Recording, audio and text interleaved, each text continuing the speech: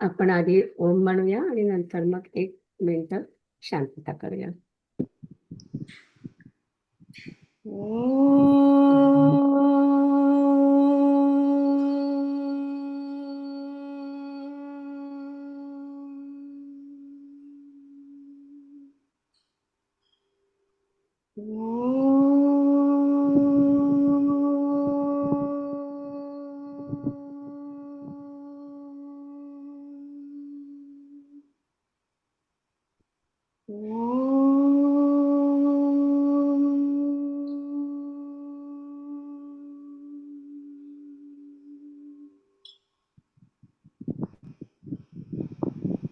नमस्कार. आपण आत्ताच ऐकली आपली सॅड न्यूज. त्याच्याबद्दल आपण 1 मिनिट शांतता करूया. तुम्ही ती सॅड न्यूज रिपीट कराल का? मला काही कळली नाही, म्हणजे मी ऐकली नाही. सॉरी. सुषमा येरवडेकर तिचे यजमान प्रकाश येरवडेकर ही पास्ट अवे. ते शुक्रवारी गेले ते, म्हणून त्यांच्यासाठी very sorry to hear that. Sorry. Thank you. इथे आपण सुरू करूया.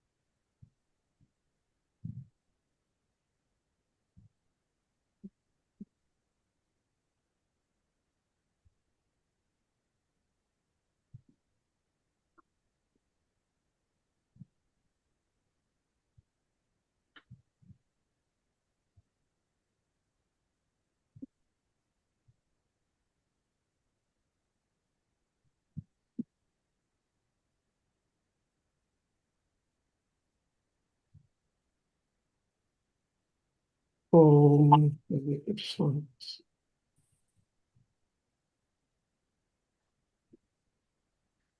आपण सुरू करूया.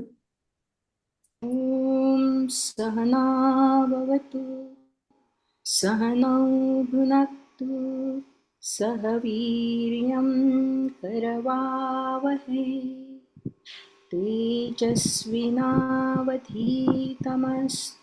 मा विद्विषावहै. ॐ शान्ति शान्ति शान्तिः. गुरुर्ब्रह्मा गुरुर्विष्णु गुरुर्देवो महेश्वरः. गुरुः साक्षात् परब्रह्मा तस्मै श्री गुरवे नमः. तस्मै श्री गुरवे नमः. तस्मै श्री गुरवे नमः. अलंकापुरी पुण्यभूमी पवित्र तिथे नांदतो ज्ञानराजा सुपात्र. तया ठविता महापुण्यराशी नमस्कार माझा सद्गुरु ज्ञानेश्वरासी.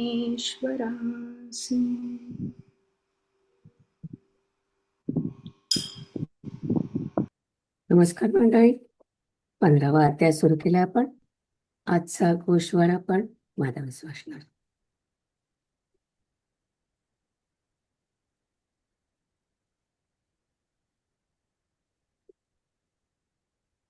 म्यूट आहे तुझं.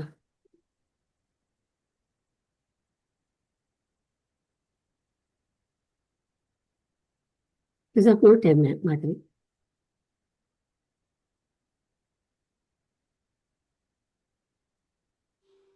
ऐकू येतंय ना? आता ऐकू येतंय. मला येत मी होतं म्हणत आता. होते, मी शेअर करू का? पण ते मला माहिती नाहीये करता येणार आहे किंवा नाही ते. करता येईल. मी एक मिनिट थांब, मी तुला हे करते, मल्टिपल करते म्हणजे सगळ्यांना करता येत असे. ओके, ट्राय कर आता. ट्राय करते मी, मला माहिती नाही येणार आहे की नाही ते. नाहीतर नुसतं वाचलंस तरी चालेल. तरी चालेल ना? हम्म. शेअर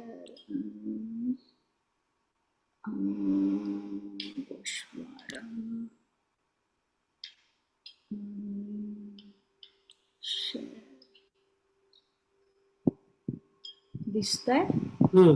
दिसतंय.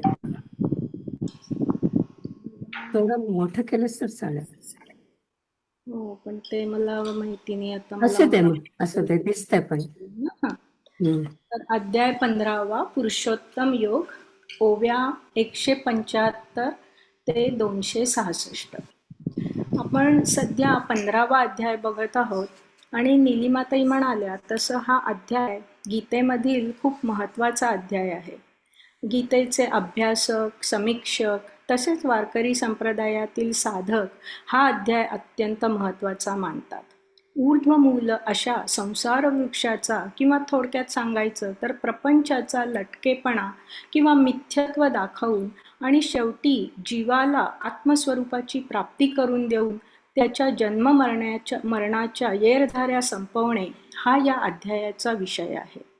पहिल्या 2 श्लोकांमध्ये भगवंताने अर्जुनाला या उलट्या टांगलेल्या अश्वत्थ वृक्षाचे, या अफाट संसार वृक्षाचे अगदी सविस्तर वर्णन करून सांगितले आहे. तसेच माऊलींनी निरनिराळे उदाहरणे आणि उपमा देऊन याची क्षणभंगुरता आपल्याला समजावून सांगितली आहे. केतकीने गेल्या वेळच्या गोषवाऱ्यामध्ये त्याबद्दल छान सांगितले. दुसऱ्या श्लोकात भगवंत पुढे सांगतात की या वृक्षाच्या वर आणि खाली असलेल्या अफाट पसाऱ्यामध्ये मनुष्य प्राणी हा साधारण मध्यावर असलेल्या शाखांवर आहे. त्याच्यापासून वर आणि खाली वाढणाऱ्या सत्वगुणी आणि तमोगुणी फांद्या बघितल्या तर मनुष्य शरीररूपी शाखा हेच या विस्ताराचे मूळ अथवा कारण आहे असे दिसून येते. तमोगुणाचे वादळ शांत होऊन जेव्हा सत्वगुणाची वाढ व्हायला लागली की सद्वासना आणि सत्कर्मांचे अंकुर फुटून बुद्धिरूपी कोंब सरळ वाढतात. मग ज्ञानरूपी प्रकाशाने वेदवाक्यरूपी सुशोभित पानांचा विस्तार होतो. ही वेदरूपी पाने मानवी शाखांखेरीज इतर ठिकाणी तयार होत नाहीत. म्हणून मनुष्य शरीर शाखा जरी वरच्या अज्ञान मुळाच्या दृष्टीने खालच्या फांद्या आहेत तरी कर्माच्या परंपरेने भववृक्षाच्या विस्ताराला याच शाखा कारणीभूत असल्यामुळे मनुष्य शाखेला खालची मुळे असेही म्हटले तरी चालेल. जेव्हा सत्वगुणांचा वारा सोसाट्याने वाहू लागतो तेव्हा हा वेदपानांचा पालोरा सुविद्येचा सळसळाट करतो. मग धर्माची शाखा विकसित होऊन तिला स्वर्ग सुखादिकांच्या आडफांद्या फुटतात.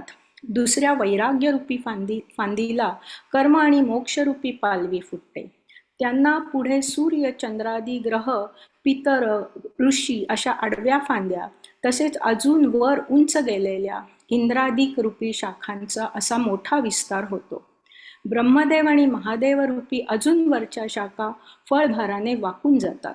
माऊली सांगतात, जसे एखाद्या लौकिकातील सामान्य झाडाची फांदी फळांच्या भाराने वाकली म्हणजे जमिनीपर्यंत म्हणजे मुळाशीच परत येऊ पाहते, त्याचप्रमाणे हे अर्जुना या संसार वृक्षाच्या मनुष्यरूपी शाखा जेथून त्याचा विकास होण्यास सुरुवात झाली त्या मुळापर्यंत जाऊन टेकतात.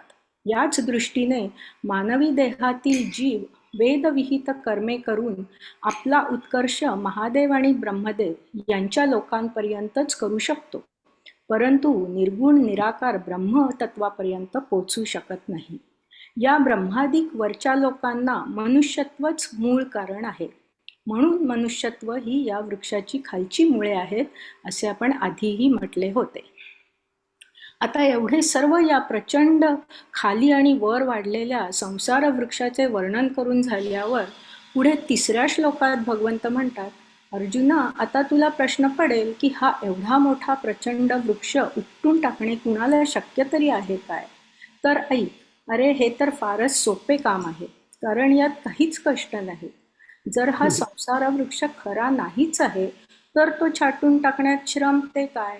माऊलींनी हा भाग फार सुंदर प्रकारे वर्णन केला आहे.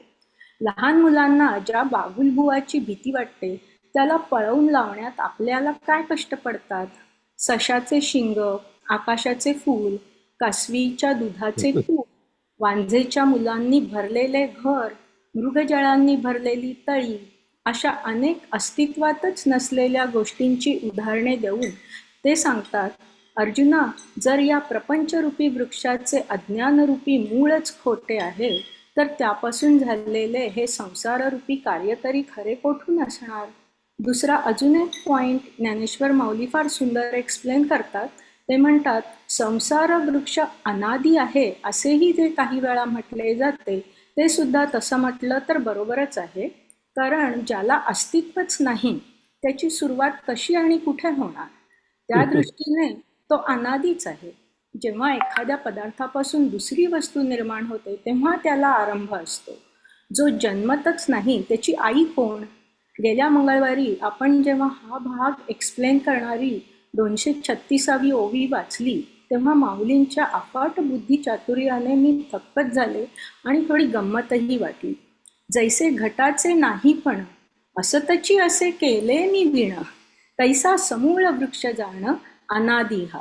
अहो, एखादे मडके जोपर्यंत बनलेच नाहीये, ते अस्तित्वातच नाही, तर त्याचे नसले पण जसे अनादी आहे त्याप्रमाणे संसार वृक्षाचे मूळ जी माया तिच्या सकट हा वृक्ष नाहीपणानेच अनादी आहे. अशा प्रकारे हा अभावरूप आहे म्हणून याला आदी नाही व अंतही नाही. परंतु मध्यस्थितीमध्ये मात्र व्यवहार दशेत आपल्याला जो दिसतो तो भासमान आहे किंवा मिथ्या आहे. हे समजून सांगण्यासाठी सुद्धा माऊलींनी अतिशय सुंदर मृगजळाचा दृष्टांत दिला आहे. मृगजळाचा उगम कुणा पर्वतावरून होत नाही आणि शेवटी कुठल्या समुद्रातही तो जाऊन मिळत नाही. पण आपल्याला मात्र मृगजळ दिसते, परंतु ते जेव्हा दिसते तेव्हा सुद्धा वास्तविक ते नसतेच. त्याचप्रमाणे संसार वृक्ष हा आदिकाली नाही, अंतीही नाही आणि मध्ये जरी दिसला तरी तोही खरा नाहीच. तात्पर्य हा नसून आहे असा भासतो म्हणून मिथ्या आहे.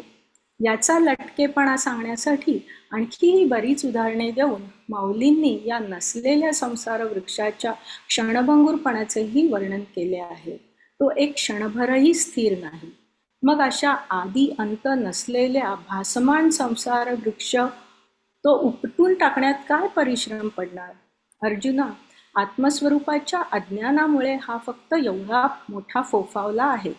तर तू हे आत्मज्ञान रूपी शस्त्र घे आणि याला तोडून टाक. बाकी इतर कुठल्याही उपायांनी तू त्यात अधिकच गुंतत जाशील. म्हणून त्याचे जे मूळ अज्ञान ते तू यथार्थ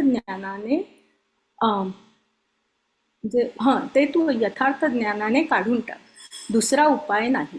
नाहीतर मृगजळ तरून जाण्याकरता एखाद्याने होडी शोधत रानोमाळ पळावे आणि पळता पळता चुकून एखाद्या पाण्याने भरलेल्या खऱ्या ओढ्यात पडून बुडून मरावे.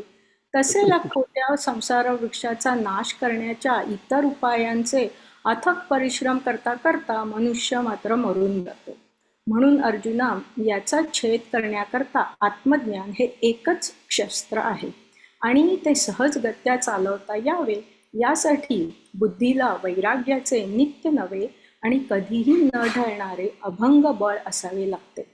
कुत्र्याच्या ओकीला, म्हणजे त्यांनी नुकतंच ओकलेला असेल एखादं कुत्रं, तर त्याच्या ओकीला पाहून जेवढी किळस वाटेल तशी सर्व भोगांबद्दल त्यागबुद्धी झाली पाहिजे. मग अहंकाररूपी म्यानातून हे खट काढून विवेकरूपी सहाणेवर पाजळून अहम ब्रह्मास्मीची तीक्ष्ण धार लावावी. मग निश्चयाच्या मुठीत हे शस्त्र पकडून 1-2 वेळा चाचणी प्रयोग करून पहावे आणि मननाच्या सामर्थ्याने तोलून धरावे. त्यानंतर निदिध्यासाने आपण आणि ज्ञानरूपी शस्त्र यांचे ऐक्य झाल्यावर पुढे घाव घालण्यासाठी तो संसार वृक्ष शिल्लकच राहणार नाही. सूर्य उगवला की अंधाराचा नायनाट होतो किंवा जागे होता क्षणीच स्वप्नातील धांदलीचा ठाव ठिकाणा उरत नाही. त्याप्रमाणे आत्मज्ञानरूपी शस्त्राची धार या मिथ्या संसार वृक्षाचा संपूर्णपणे त्याच्या वरच्या खालच्या शाखांचा विस्तार सर्व काही नाहीसे होते. अशा प्रकारे हे अर्जुना, आत्मज्ञानरूपी शस्त्राच्या तीक्ष्ण धारेने या ऊर्ध्व मूल संसार वृक्षाला छेदून टाक. खूपच छान लिहिलंस, सुंदर लिहिलं सगळे, आणि किती छान म्हणजे समजून लिहिलं. बाय द वे सगळ्या जणांना सांगते की अं, माधवीचं आणखीन एक आर्टिकल या या महिन्याचे ना या महिन्याच्या म्हणजे ते मला वाटतं असं 2 महिन्यांनी 3 महिन्यांनी अच्छा. तर आपण त्याची लिंक पण इथे वारी विशेषांक म्हणून त्यांनी ते हितगुज काढलंय. या. खूपच छान लिहिते माधवी, तू समजून लिहिते. फारच छान लिहिलंय, फारच सुंदर. आता आपण पुढे जाऊया. ते मी मग शेअर करेन. ऍक्च्युली माझा आता चालेल. मी हो. सुषमाताईंना ऍक्च्युली पांडुरंगाबद्दल बोलत होते, तर मी संतांच्या अभंगातील विठ्ठल म्हणून एक लेख लिहिला आहे, तो मी शेअर करेन.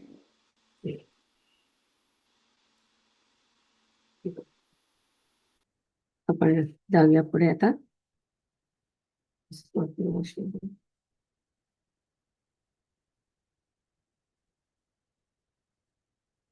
मला काही नीतासारखं असं हे करता आलं नाही. मी आपलं नुसतं टाईप केलं काय करायला पाहिजे ते. तर प्रतिभा आणि मग रवी आणि शोभाताई. चालू करू का? हो चालतं. तत्पदं तत्परिमार्गतीव्र यस्मिन् गता न निर्वर्तन्ति भूयः तमेव चाद्यं पुरुषं प्रपद्ये यतः प्रवृत्तिः प्रस्तुता पुराणे. Very.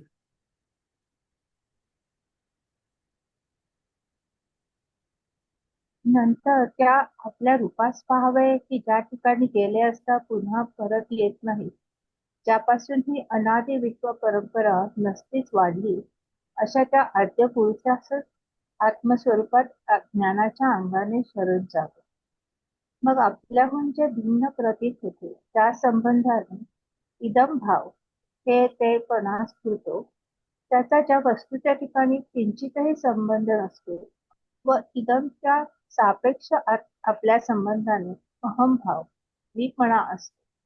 आत्मस्वरूप एकरस असल्या कारणाने तेथे भिन्न प्रतीती नाही, म्हणून तेथे इदम स्फुरण नाही, आणि इदम स्फुरण नाही म्हणून अहम स्फुरणही तेथे नसते. असे जे अहम इदम वृत्तीशून्य प्रसिद्ध असलेले आत्मस्वरूप ते आपले स्वरूप आपणच पाहतो. परंतु समोर आरसा घेऊन जसे अज्ञानी लोक एका मुखाची 2 मुखे करून म्हणजे बिंब व प्रतिबिंब अशा तऱ्हेने आपणच आपल्याला पाहतात, तसे हे जरा थोडं पुढे करता का? तसे हे आत्मस्वरूपाला दृष्टा करून पाहणे नको. अर्जुना, हे आपल्या आत्मस्वरूपाचे पाहणे असे आहे की विहीर खणण्यापूर्वी झरा जसा आपल्या उगमाच्या ठिकाणी पाण्याने भरलेला असतो, तो जरी दृश्य झाला नाही तरी तो आपल्या स्वरूपाने आहेच.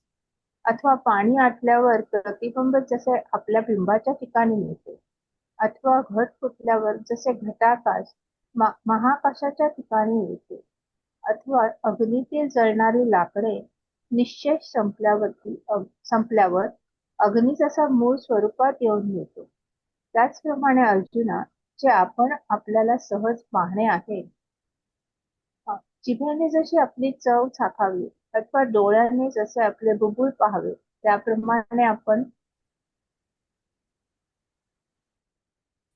आपल्याला पाहणे आहे. अथवा तेज जसे तेजास मिळावे, अथवा आकाशाने जसे आकाशावर लोळावे, किंवा पाणी जसे पाण्याच्याच पदरात भरावे, आपणच आपल्याला अद्वैत भावाने जे पाहावयाचे ते असे आहे, ते मी खरं सांगतो.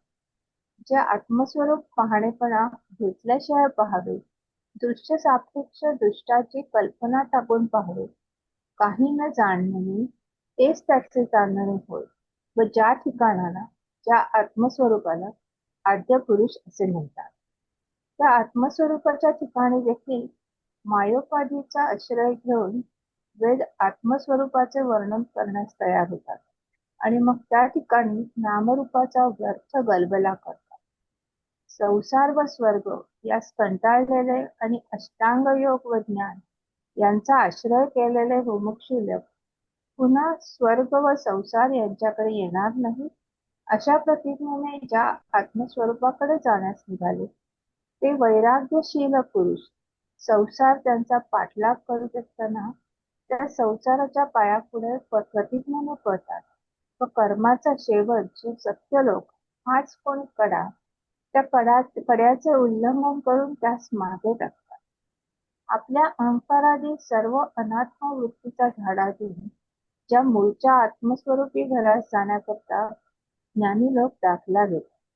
ज्या वस्तूच्या अज्ञानाने जगाचे विपरीत असलेले जबरदस्त मिथ्याज्ञान ज्ञान उत्पन्न केले आणि ज्या वस्तूच्या अज्ञानाने नसलेले मी तू पण जगात प्रचारात आणले, ज्याप्रमाणे निर्दैवी पुरुषाची पोकळ आशा वाढत असते, त्याप्रमाणे ज्या ज्या स्वरूपापासून विश्व परंपरेच्या विस्ताराची एवढी वाढ होते, अर्जुना आपले मूळ आत्मस्वरूप आपण आपल्याच ठिकाणी पाहतो.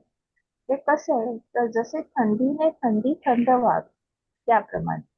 अभिप्राय असा की या हिवाच्या थंडीच्या दृष्टांतात त्रिपुटी जशी एक आहे त्याप्रमाणे आत्मस्वरूपात दृश्य द्रष्टा व दर्शन ही त्रिपुटी एक आहे असे समजले. हेच आपण आपल्या मूळ स्वरूपाला पाहणे होय. अर्जुना आत्मस्वरूपाला ओळखण्याची आणखीन एक खूण आहे ती ही की ज्याच्याशी ऐक्य झाले असता पुनर्जन्मच प्राप्त होत नाही. परंतु महाप्रलय काळच्या पाण्याने जसे सर्वत्र सारखे भरले पण असते तसे ज्ञानाने ज्यांचा आत्मभाव सर्वत्र सारखा पसरलेला असतो असे जे पुरुष ते त्या आत्मस्वरूपाला भेटतात.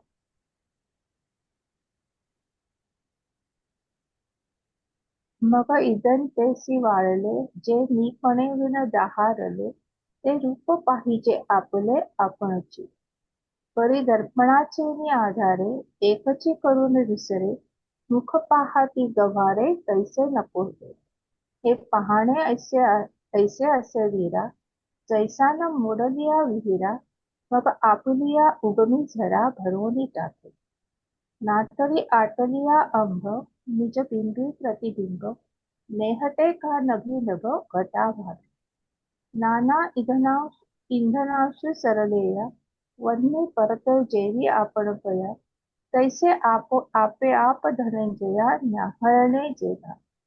जिवे आपली चवी चाखणे चक्षु निज बुबुळ देखणे आहे तया ऐसे निरीक्षणे आपुले पै.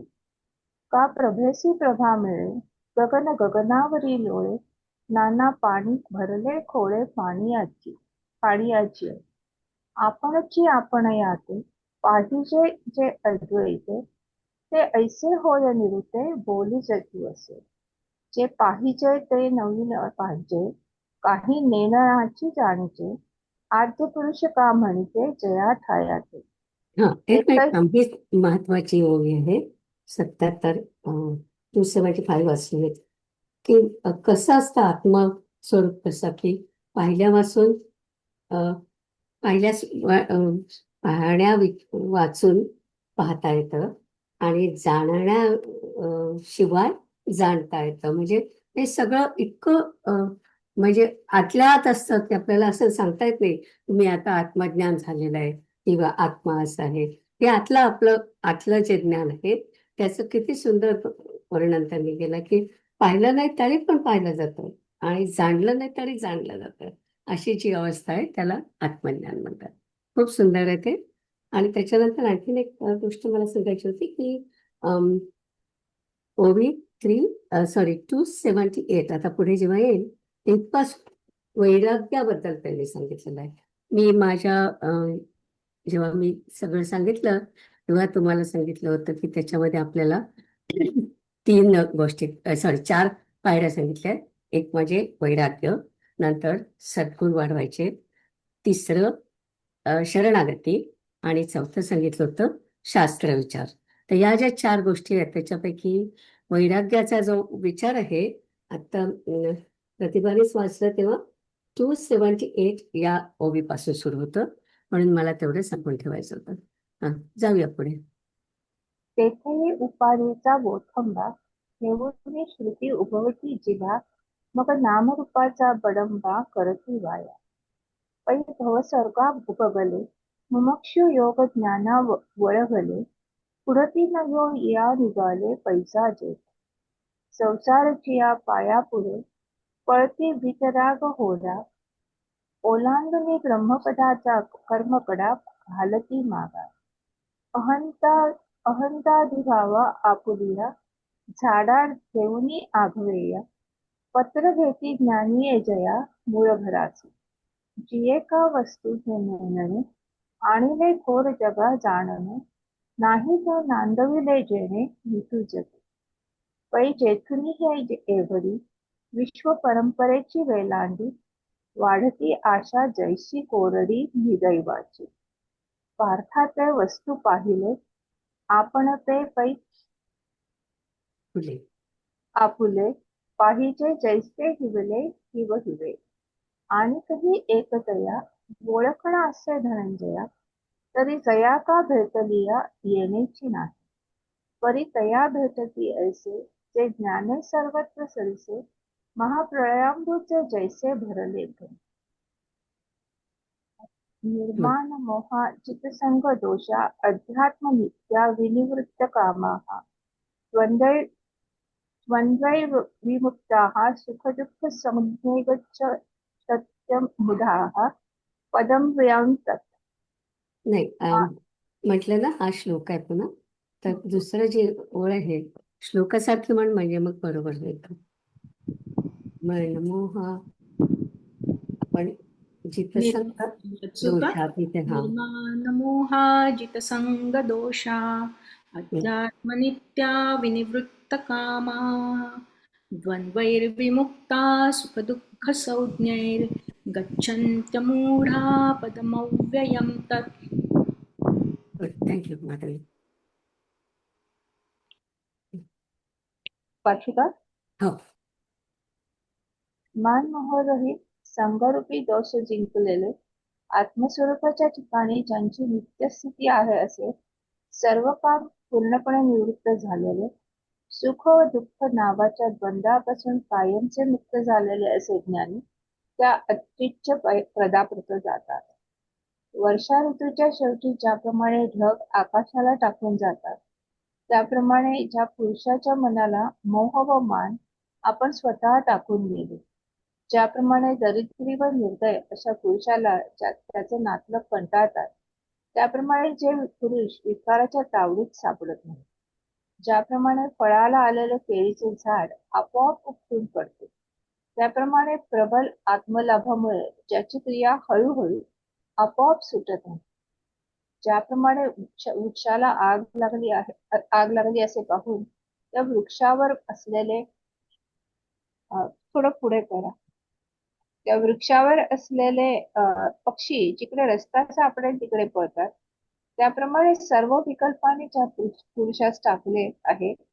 अर्जुना ऐक, ज्या भेदरूपी जमिनीवर सर्व प्रकारचे दोषरूपी गवत वाढते त्या भेदबुद्धीची ज्यांच्या ठिकाणी वार्ताही नसते सूर्योदयाबरोबर ज्याप्रमाणे रात्र आपोआप पळून जाते त्याप्रमाणे ज्या पुरुषापासून अविद्येसह देहहंता पळून गेली ज्याप्रमाणे आयुष्य संपलेल्या जीवाला शरीर एकदम टाकून देते त्याप्रमाणे जे पुरुष अज्ञानात्मक द्वैताकडून टाकले गेलेले आहेत.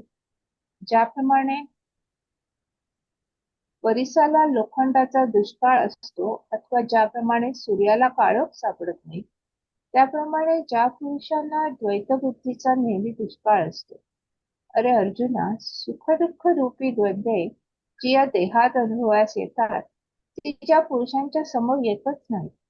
ज्याप्रमाणे जागे झाले असता स्वप्नातील राज्यप्राप्ती अथवा मरण ही आनंदास व दुःखास कारण होत नाहीत असे समज. सर्पाकडून गरुड जसा धरला जात नाही त्याप्रमाणे सुखदुःख व पुण्यपापरूपी द्वंद्वाकडून जे वेढले जात नाहीत आणि जे ज्ञानरूपी राजहंस अनात्म पदार्थ मात्ररूपी पाणी टाकून आत्मरसरूपी दूध सेवन करतात. ज्याप्रमाणे सूर्य हा आपलाच रस पृथ्वीवर वर्षून पुन्हा तोच रस आपल्या किरण समुदायाच्या द्वारे आकर्षून आपल्या बिंबाच्या ठिकाणी आणतो, त्याप्रमाणे जो आत्मभाव खऱ्या स्वरूपाच्या भ्रांतीमुळे देहादी अनेक अनात्म वस्तूंच्या ठिकाणी पसरलेला आहे, तो आत्मभाव ते सत्पुरुष पुन्हा आपल्या ज्ञानदृष्टीद्वारा नेहमी आपल्या ठिकाणीच एकत्वाने पाहतात. फार काय सांगावे, गंगेचा ओघ जसा समुद्रात तद्रूप होतो, तसा त्या सत्पुरुषांचा विवेक आत्म्याच्या निश्चयामुळे मध्ये तद्रूप होतो.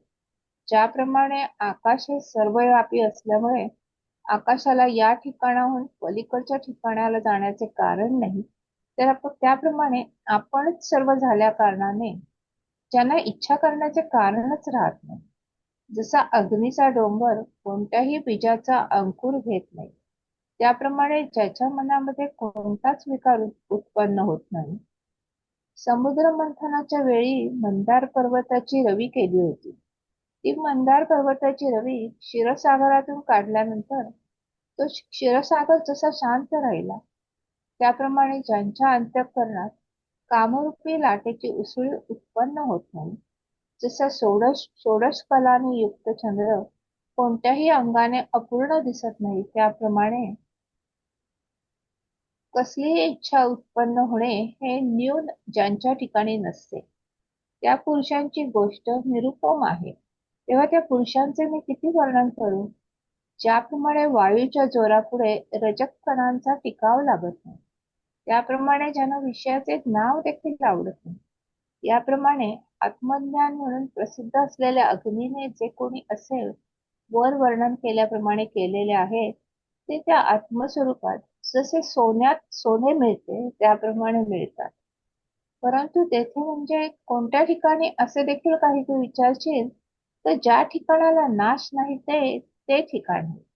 जे पाहण्याचा विषय म्हणून पाहिले जाते व जे जाणण्याचा पदार्थ म्हणून समजले जाते, किंवा जे काही एक विशेष प्रकारचे आहे असा ज्याविषयी व्यवहार होतो, असे जे जे आहे त्यापैकी जे नाही तेथे ते मिळतात.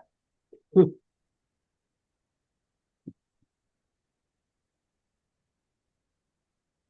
जया पुरुषांचे कामन सांडोनी गेले मोहमान, वर्षाती जैसे घन आकाशात, निपवड्या निष्ठुरा उबगीचे जेवी सोयरा, तैसे नागवती विकारा वेटाळूचे, फळली केळी उन्मळे, तैसी आत्मलाभे प्रबळे, जयांची क्रिया ढाळे ढाळे गळती आहे. आगी लागलिया रुखी, देखोनी सैरा पळती पक्षी, तैसे सांडिले असे की विकल्पी जय. आई के सकळ दुष्ट तुम्ही, अंकुर ती जिये भेदिनी, तिये भेदबुद्धीची कहाणी नाही जयात. सूर्योदया सरसी, रात्र पळोनी जाय आपैसी, गेली देह अहंता तैसी अविद्या सरे. पै आयुष्यहीना जीवाते, शरीर सांडी जेवी अविचिते, तेवी नित्सुरे द्वैते सांडिले जे. लोहाचे साकडे परिसा, न जोडे अंधारू रवी जैसा, द्वैतबुद्धीचा तैसा सदा दुकाळ जया. अगा सुख दुःखाकारे, द्वंद्व द्वैही जेई गोचरे, तिये जया का समोरे होती चिन. स्वप्नीचे राज्य का मरण, नोहे हर्ष शोकासी कारण, उपवडलिया जाण जिया करी. तैसे सुख दुःख रूपी द्वंदीचे पुण्य पापी, न भेपुजे ती सर्पी गरुड जैसे. आणि अनात्म वर्ग नीळ, सांडूनी आत्मरसाचे क्षीर, चरताती जे स्वविचार राजहंस. जैसा वर्षोनी भूतळी, आपुला रसू अंशमाळी, मागवता आणि रश्मी जाळी बिंबासीची. तैसे आत्मभ्रांतीसाठी वस्तू विखुरली 12 वाटी, ते एकवटती ज्ञानदृष्टी अखंड जे. किंबहुना आत्मयाचा निर्धारी विवेकू जयाचा, उडाला बोभू गंगेचा सिंधू जैसा. पै आघवेची आपुलेपणे, पुरेची जया अभिलाषणे, जैसी येथुनी परा जाणे. थोडं पुढे करा. आकाशा नाही. जैसा अग्नीचा डोंगरू नेघे कोणी बीज अंकरू. कैसा मनी जया वित्वारू उदय जेवा.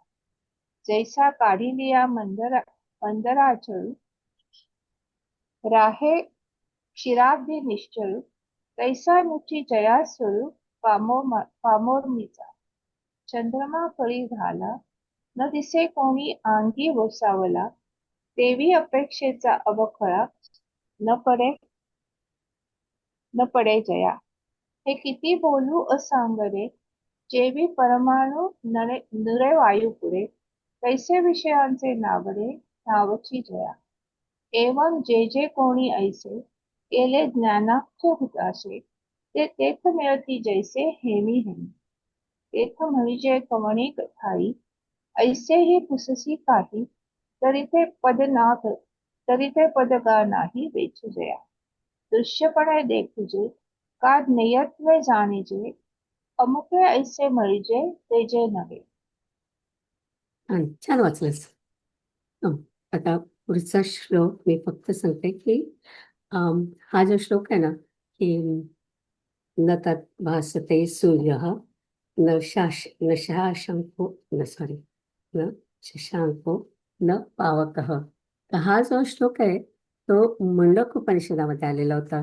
तुमच्यापैकी ज्यांनी माझ्याबरोबर मुंडक उपनिषद शिकलेले आहेत त्यांना आठवत असेल की न तत्र सूर्यो भाति न चंद्र न चंद्रकाम आणि नेवा सॉरी मला म्हणता नाही येते पण तो जो श्लोक आहे तो फार सुंदर श्लोक आहे आणि त्याच्यामध्ये असं म्हटलंय की सूर्याचा प्रकाश ज्याच्यापासून येतो म्हणजे आणि चंद्र जो आभाहीन आहे ज्याच्यामुळे असा जो ब्रह्म आहे त्याच्याबद्दल आपण बोलतोय. तर समस्त तारांगण ज्याच्या शिवाय ज्योतिहीन मोठं आणि वीज सुद्धा त्याच्याशिवाय चमकू शकत नाही अशी जी म्हणजे एवढी मोठी जी शक्ती आहे त्या शक्तीला मी म्हणजे त्याचं मी कसं काय वर्णन करणार अशापैकी हा श्लोक आहे. आणि हा जो श्लोक आहे न तत्र सूर्यो भातेन चंद्र तारकाम हा साऊथ इंडियन लोक आरती करताना म्हणतात की तू एवढा मोठा आहेस की सूर्य किंवा चंद्र किंवा विद्युत कोणीच तुझं वर्णन करू शकत नाही. एवढ्या मोठ्याला माझ्या या छोट्याशा दिव्याने मी तुला कुठे ओवाळणार आहे अशा प्रकारचा तो श्लोक आहे. तर साऊथ इंडियन लोक बहुतेक हा श्लोक आरतीच्या वेळी म्हणतात. आणि आपण आता बघितलं तर बघूया आता कसा आहे तो. रवी कुलकर्णी या वाजू हो. सुरू करू. ओके. ऐकू येते ना. हो. न तद्भासयते सूर्यो न शशांको न पावकः यदत्कत्वा न निर्वन्तते तत्धाम परमं मम. ते सूर्य प्रकाशित करीत नाही, चंद्र नाही, अग्नी नाही. ज्या ठिकाणी गेल्यावर गेलेले लोक परत मागे पाऊलच घेत नाहीत ते माझे अत्यंत श्रेष्ठ निजधाम होय. परंतु दिव्याच्या दीपवून टाकणाऱ्या प्रकाशाने जे प्रकाशले जाते अथवा चंद्र ज्याला प्रकाशित करतो याचीच गोष्ट काय सांगावी. सूर्यही ज्याचे प्रकाशन करतो वरील 3 प्रकारच्या प्रकाशाने जगातील सर्व वस्तूंचे दिसणे म्हणजे ज्याला आत्मस्वरूपाला न पाहणे होय. कारण की आत्मस्वरूप पाहण्यात इतर वस्तूंचा निराश होतो. जे आत्मस्वरूप लपले असता विश्व भासते. त्याप्रमाणे शिंपीचे शिंप म्हणून यथार्थ ज्ञान जसे जसे नाहीसे होते तसे तसे त्या शिंपीवर मिथ्या भासणारे रूप खरे आहे असे भासावयास लागते. अथवा दोरीच्या यथार्थ स्वरूपाच्या अज्ञानात सापाचा भास जसा जसा जास्त दृढ होत जातो, त्याप्रमाणे चंद्र सूर्य इत्यादी जी मोठी मोठी तेजे आहेत ती ज्या आत्मवस्तूच्या अज्ञानात प्रकाश करतात ती काय वाक्य तर माझं थोडं वेगळं आहे. काय झालं? थोडंसं वाटते हा ते माझ्या इथे थोडं वेगळं वाक्य आहे माझ्या पुस्तकात. इथे काय वाक्य होतं मागचं वाक्य? हा हा, वाचू का? हा पुन्हा ऐकलं वाचत. हा. हा त्याप्रमाणे चंद्र सूर्य इत्यादी जी ही मोठी मोठाली तेजे आहेत हा हा ती ज्या आत्मवस्तूच्या अज्ञानात प्रकाश करतात ओके. ती पुढे हम्म. ती आत्मवस्तू केवळ तेजाची रास आहे आणि ती आत्मवस्तू सर्व प्राण्यांमध्ये आत्मत्वे करून सारखी व्याप्त आहे व जी चंद्र सूर्याच्या मनात प्रकाशते. चंद्र सूर्य हे वस्तूच्या प्रकाशाने पडणारे कवडसे आहेत, म्हणून एक तेजस्वी मिनिट हे महत्वाचं आहे की आपल्याला वाटतं चंद्राचा उजेड येतो आणि सूर्याचा उजेड येतो, पण हे सगळे उजेड सुद्धा कशामुळे येतात तर ते ब्रह्मामुळे येतात. आणि ब्रह्मालाच वस्तू असं समजतं म्हटलेलं जातं बरेच वेळा अध्यात्मामध्ये. म्हणून ते म्हणतात की चंद्र आणि सूर्य हे वस्तूंच्या प्रकाशनामुळे असतात. म्हणजे मुख्य शक्ती काय आहे तर ब्रह्म आहे आणि त्याच्यापासूनच याला सगळ्याला प्रकाश मिळतो. जाऊया पुढे. चंद्र सूर्य हे वस्तूच्या प्रकाशाने पडणारे कवडसे आहेत, म्हणून तेजस्वी वस्तूंमध्ये ते जे तेज आहे ते वस्तूंचे अंग आहे आणि वस्तूचे अंग आहे. आणि ज्याप्रमाणे सूर्योदयी चंद्रासह नक्षत्रे लोकतात, त्याप्रमाणे त्या आत्मवस्तूच्या प्रकाशात चंद्र सूर्यासह सर्व जग लोपून जाते. अथवा जागे झाल्यावर जसा स्वप्नातील पसारा नाहीसा होतो, अथवा संध्याकाळी जसे मृगजळ राहत नाही, त्याप्रमाणे ज्या आत्मवस्तूच्या ठिकाणी कोणताच भास होत नाही, अर्जुना हे माझे श्रेष्ठ ठिकाण आहे असे समज. तेथे निजधामाच्या ठिकाणी जे लोक गेले ते पुन्हा मागे पाऊल घेत नाही.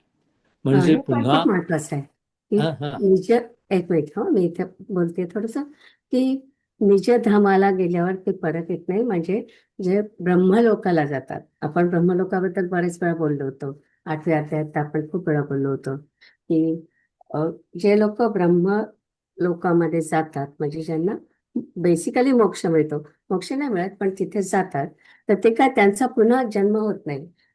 प्रलय होईपर्यंत ते तिथे राहतात आणि त्याच्यानंतर ते सृष्टीमध्ये विलीन होतात. त्यांना पुन्हा पुनर्जन्म नसतो. आणि ते सगळं माऊलींनी इतक्या सोप्या शब्दात सांगितलं आपल्याला. जाऊया पुढे. हे आत्मज्ञान झालं होतं ना. हे आत्मज्ञान झालं की तुम्ही ब्रह्मलोकाला पोचलात, पण त्यांना मोक्ष कसं मिळत नाही? त्या मोक्ष मिळाल्यावरच तुम्ही तिथं जातात ना. नाही 2 स्टेप्स असतात ना. तुम्ही ब्रह्मलोकाला जर का गेलात आणि ब्रह्मलोकाला तिथे तुम्ही पुन्हा प्रलय होईपर्यंत तुम्ही तिथे राहता. मग परत येता खाली. तुम्ही इथे जन्म घेऊन येत नाही, ब्रह्मलोकातच राहता प्रलय होईपर्यंत. आणि नंतर मग तुम्ही प्रलयाबरोबर सगळ्याचाच नाश होतो, तेव्हा तुमचा नाश होतो. पण तुम्हाला म्हणजे पुनर्जन्म होत नाही. आपण 2 प्रकारचे हे बघितले होते ना जन्म. पण तुमची जर जन्म मृत्यूच्या सायकल मधनं मुक्तता झाली, ओके, तर तुम्हाला म्हणजे आत्मज्ञान झाल्यावरच मुक्तता होते ना तुमची. म्हणजे ब्रह्माचं स्वरूप तुम्हाला कळलं तर तुमची मुक्तता होते. मग 2 ह्याच्यात फरक काय? नाही, इथे तुम्ही जेव्हा समजा तुम्ही पूजा केली आणि तुम्ही खूप पुण्य मिळवलं, तर तुम्ही कुठपर्यंत जाता? तुम्ही ब्रह्मलोकापर्यंत जाता आणि तिथे ब्रह्मलोकामध्ये तुम्ही राहता. मग तुम्हाला पुन्हा जन्म मिळतो असं नाही. म्हणजे पुन्हा तुम्ही मनुष्याचा किंवा कुठला एखादा जन्म घेऊन तुम्ही पृथ्वीवरती परत येत नाही, पण तुम्ही राहता ते ब्रह्मलोकामध्ये राहता. आणि कुठपर्यंत राहता? जोपर्यंत प्रलय होत नाही तिथपर्यंत. म्हणजे बेसिकली मोक्षाचाच एक भाग आहे पण मोक्ष नाही अपूर्ण. म्हणजे पण मग असं नाही म्हणता येणार की त्यांना मोक्ष मिळालेला आहे. हा भाग पण या आपण लोकांना मोक्ष कसा मिळू शकेल मग? हा जेव्हा प्रलय होतो तेव्हा त्यांचं संपून जातं, नाही नाही, पण तर त्यांना मोक्ष मिळतो. म्हणजे प्रलय होईस्तोवर तर थांबतात आणि हा, त्याच्यानंतर त्यांना मोक्ष मिळतो. करेक्ट. पण त्यांचे म्हणजे 2 स्टेप असतात. एक स्टेप ब्रह्मलोकापर्यंत जायचं आणि त्याच्यानंतर दुसरी स्टेप म्हणजे त्यांना मोक्ष मिळतो. मग काही लोकांना डिरेक्ट मोक्ष मिळतो. हा, काही ते आपण बघितलं होतं ना, हा हा, पक्ष्यांचं उदाहरण. या एक पक्षी पूर्ण डायरेक्ट जातो आणि दुसरा पक्षी हळूहळू चढत जातो. तर ठीक ठीक आहे. वाचतो पुढे मी. ओके. तेथे निजधामाच्या ठिकाणी जे लोक गेले ते पुन्हा मागे पाऊल टाकत नाहीत, पाऊल घेत नाहीत, म्हणजे पुन्हा जन्माला येत नाही. हम्म. ते कसे? तर जसे महासागरास मिळालेले नद्यांचे ओघ जसे माघारी येत नाहीत तसे, अथवा मिठाची हत्तीण ज्याप्रमाणे खाऱ्या समुद्रात घातली असता ती परत माघारी येत नाही, अथवा अथवा आकाशात गेलेल्या अग्नीच्या ज्वाळा जशा परत येत नाही, त्याप्रमाणे तापलेल्या लोखंडापासून पाण्याला परत येणे नाही. त्याप्रमाणे शुद्ध ज्ञानाने जे माझ्या स्वरूपी मिळाले त्यांना पुनर्जन्मांचा मार्ग मोडला. त्यांचा पुनर्जन्माचा मार्ग मोडला.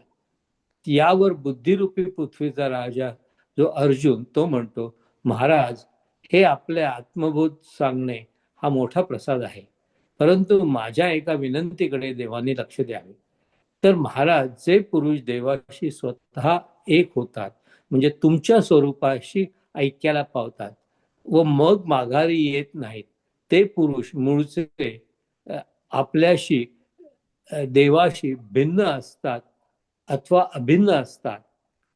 तर का असा प्रश्न आहे. हा का पाहिजे? हा, हम्म. असतात का? तर ते पुरुष स्वरूपे करून मूळचे भिन्नच असले तर ते माघारी येत नाहीत, हे आपले म्हणणे विसंगत आहे. कारण की हे आपले म्हणणे खरे असेल तर मग फुलात गुंग झालेला भ्रमर खरोखर फुलच व्हावयास पाहिजे. स्वरूपाने लक्षाहून वेगळे असलेले बाण लक्षाला शिवून लक्षरूप न होता जसे पुन्हा वेगळे पडतात, तसे ते पुरुष देवाच्या स्वरूपाला स्पर्श करून देवाशी ऐक्याला न पावता पुन्हा माघारी येतीलच. अथवा ते पुरुष जर स्वभावतःच तूच असले, म्हणजे त्यांचे व तुझे स्वरूप मूळचे एक असेल, तर मग कोणी कोणाला मिळवायचे? शस्त्राने आपण आपल्याला कसे रूपवायचे? हे काय? शस्त्राने आपण आपल्याला, शास्त्राने. शास्त्राने आपण आपल्याला कसे रूपवायचे? म्हणून देवा, ज्याप्रमाणे शरीर व शरीराचे अवयव याचा संयोग किंवा वियोग म्हणता येत नाही. शस्त्रच आहे ना ते? शास्त्र आहे का?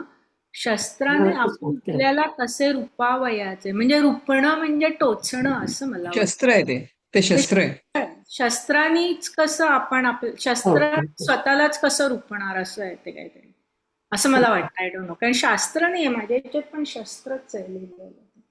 माझ्या इथे पण शस्त्रच दिसतंय मला. इथे शस्त्रच लिहिलंय. ओके ओके शस्त्रच आहे, शास्त्र नाही. ओके, पुन्हा वाचतो मी. शस्त्राने आपण आपल्याला कसे रूपवायचे, म्हणजे ओके.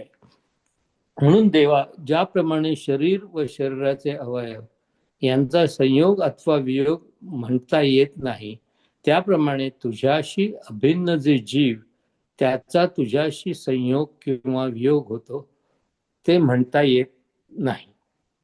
आणि तुझ्याशी जे सदा भिन्न आहेत त्यांना कोणत्याही काळी तुझ्यात मिळता यावयाचे नाही.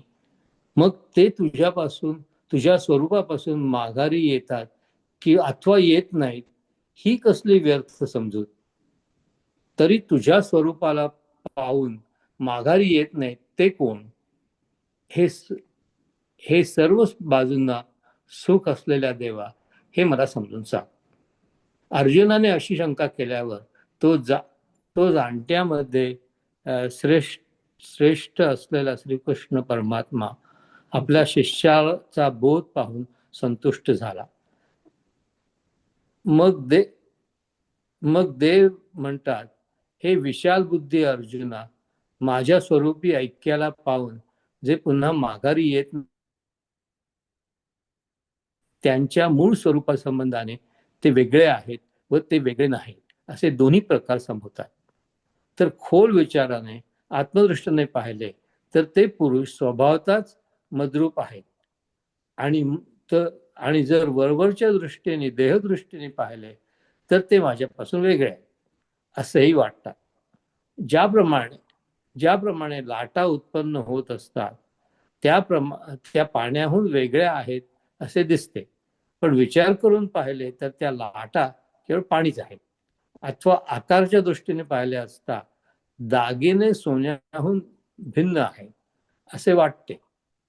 मग विचाराच्या दृष्टीने पाहिले असता ते दागिने सर्व सोनेच आहेत. ज्याप्रमाणे ज्ञानाच्या दृष्टीने अर्जुना ते पुरुष माझ्याशी अभिन्नच आहेत. दुसरे जे वेगळेपण उत्पन्न होते ते अज्ञानामुळे होते. आणि खरोखर वस्तुविचाराने आत्मदृष्टीने पाहिले असता मी जो एक त्या मला दुसरे कुठले की जे वेगळे आहे किंवा एक आहे असा व्यवहार होऊन तत्द्वारा उघड करता येईल. तर सर्वच्या सर्व आकाश पोटात घालून बिंबाने ब्रह्मांड गोल व्यापून टाकला तर त्या सूर्याचे प्रतिबिंब कोठे उत्पन्न होईल आणि त्याची किरणे कोठे शिरतील.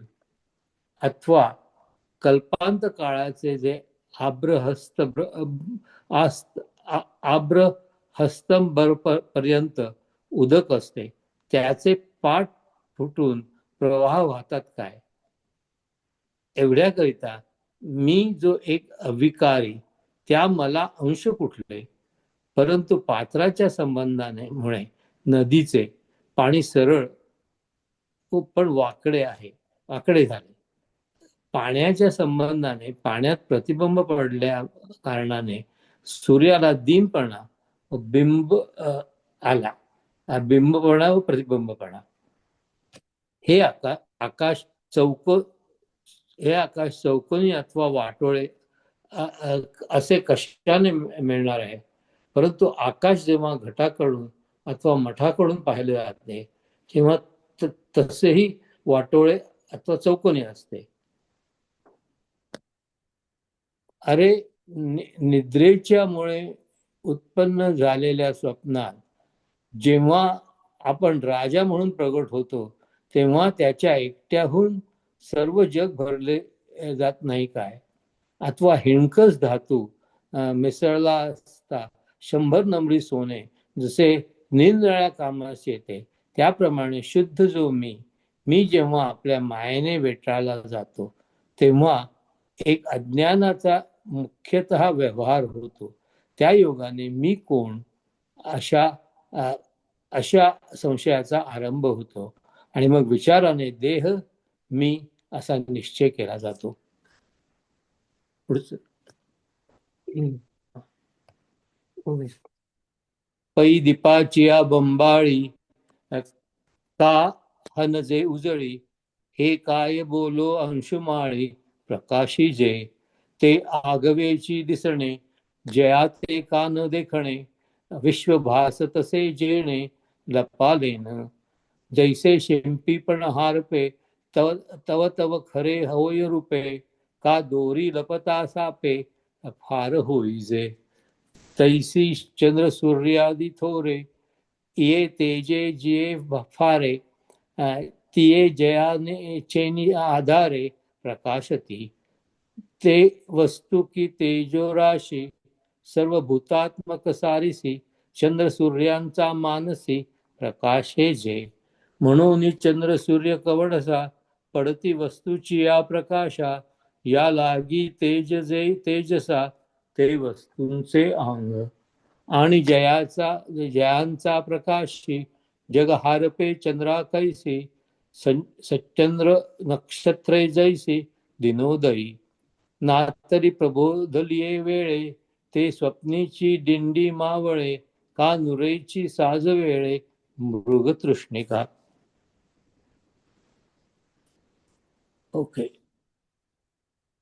एक मिनिट हा, मला जरा हे झालंय, एक समथिंग इज, आता हे काय झालं? हे गेलं. नाही, काही काही हे डिस्टर्ब झाले. हं. हा, आलं चला. कुठल्या श्लोकावर आलो तुम्ही? माझा डिस्प्ले गेला हो. एकदम. मृगतृष्णिका. हा हा. तैसा जिये वस्तूंचा ठाई, कोणीची का अभ्यासून आभासू नाही, ते माझे निजधाम पाही, पाटाचे गा. पुढती जे तेथ गेले, ते न घेतीची मागिती पाडले, मोहोदधी का मिनले, सोत जैसे. का लवणाची कुंजरी, सुदुलिया लवण सागरी, होयची ना माघारी, परती जैसे. नाना गेलिया जो अंतराळा, न येतीची वन्नी ज्वाळा, नाही तप तप्तलो हो निजळा, निगणे चेवी. तेवी मजसी एक वाट, जे आले ज्ञाने चोखट, तया पुनरावृत्तीची वाट, मोडली गा. तेथ प्रज्ञा पृथ्वीचा रावो, पार्थू म्हणे जी जी पायावो, परी विनंती एकी देव, चित्त देतू. तरी देवेसी स्वये एक होती, मग मागवते जे न येती, ते देवेसी भिन्न आधी, की अभिन्नची.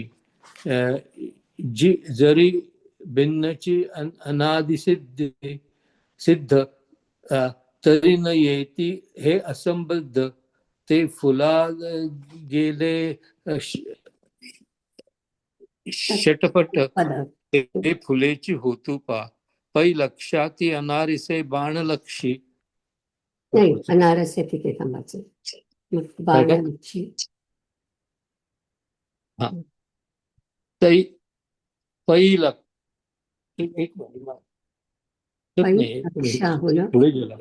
अनारसी पै लक्षाहुनी अनारिसे बाणलक्षी, दिवोशी शिवोशी शिवोनी मागसे जैसे. येतीची ते.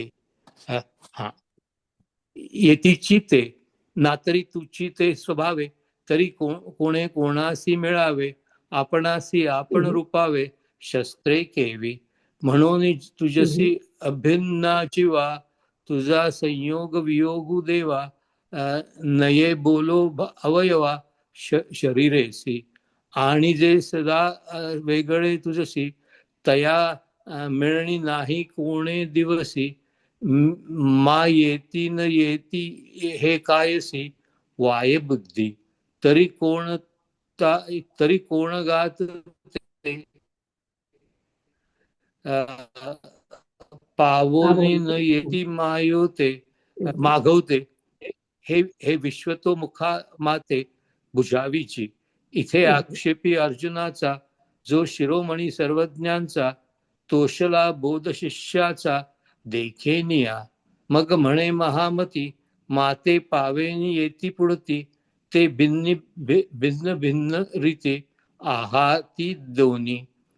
जै विवेके खोले पाहिजे, तरी मी तेची जे सहजे, ना आहाच वाहाच तरी तुझे, ऐसेही गमती. जैसे पाणीयाही वेगळ, आपजता दिसती कल्लोळ, एरवी तरी निखिळ, पाणीची ते. का सुवर्णाहून आने, लेणी गमती भिन्ने, मग पाहिले तव सोने, आगवेची ते. तैसे ज्ञानाची ये दिठी, यजसी अभिन्नची ते किरीटी, येर भिन्नपण ते उठी, अज्ञानास्तव आणि साची करू आणि साचोकारेनी आणि साचोकारेनी वस्तू विचारे कैचे मज एकामी दुसरे जे भिन्न भिन्न व्यवहारे उमसी जेल आगवेची आकाश सुनिपोटी बिंबची जे आते खोटी ते प्रतिबिंब के उठी के रश्मी शिरे का कल्पांतिचिया पाणिया काय वोत भरताती धनंजया म्हणून कैचे अंश अविक्रिया एकामज तरी ओघोनेचे मेळे पाणी उजुपरी वाकुडे झाले रवी दुजे पण आले तो तोय बघे व्योम चौफळे कि वाटोळे हे कैसे कायमयासी मिळे परी घटमठी वेटाळे तैसेही आधी हा गा निद्रेची आधारे का मिनले निगेडाळे वाणी भेदोसी ये सोळे तैसा स्वभाया वेटाळे शुद्ध में जी तैसा स्वभाया वेटाळे शुद्ध में जी ते अज्ञान एक रूढे ते नाही जरा होत वर थोडंसं हे जरा का वर करता का लेणार लेणी किराळे नाही मग हे येत नाही हे हा आणि हा आला हा तुम्हाला हा पुस्तक आणून देऊ हा का? पुस्तक आहे माझ्याकडे हा. हा ओके 41 न ते अज्ञान एक रूढे नेणे कोह विकल्पांचे मांडे एक विवरणी किज पुढे देहो मी कैसे हम्म. संपलं. ओके दिसायला प्रॉब्लेम होता डिस्प्ले मध्ये माझ्या ओके झालं कोणी गुड माझं झालं ना झालं हो पण थांबूया इथे 9 वाजून गेले.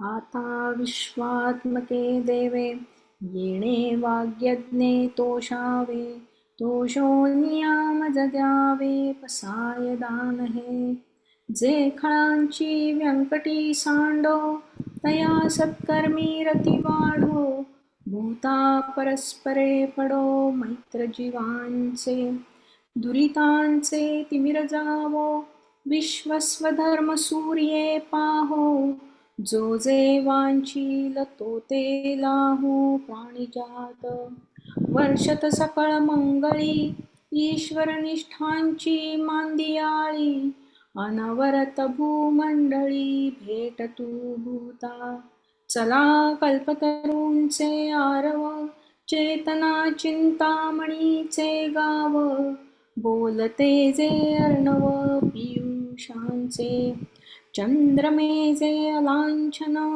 मार्तंड जे तापहीन ते सर्वाही सदा सज्जन सोय रे होतु किंबहुना सर्वसुखी पूर्ण हो नीतिही लोकी भजिजो आदिपुरुषी अखंडित आणि ग्रंथोपजीविये विशेषी लोकीये दृष्टादृष्ट विजये होवावेची येथ म्हणे श्री विश्वेश्वरा हो हा होईल दान पसाओ येणे वरे ज्ञानदेवो सुखिया झाला सुखिया झाला सुखिया झाला.